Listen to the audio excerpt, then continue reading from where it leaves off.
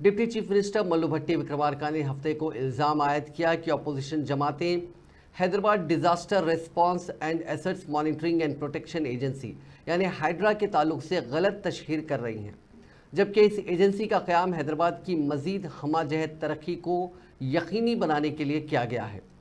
यहाँ property show का इफ्तिताह करने के बाद डिप्टी चीफ मिनिस्टर ने बताया कि रियासती हुकूमत ने हैदराबाद की तरक्की के लिए 10,000 करोड़ रुपए अलॉट किए हैं।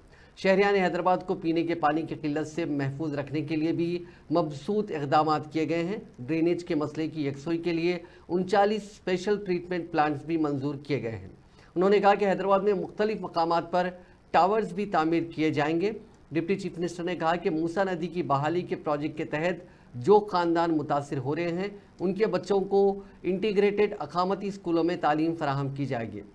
भट्टी विक्रमार्का ने कहा कि हज़ारहा एकड़ पर फ्यूचर सिटी की तामीर भी अमल में लाई जा रही है। उन्होंने रियल स्टेट डीलर से कहा कि वो हाइड्रा की कार्रवाइयों से क़तई तौर पर खौफजदा ना हो, क्योंकि ये एजेंसी सिर्फ गैर कानूनी और गैर मजाज तामीरात को ही निशाना बना रही है।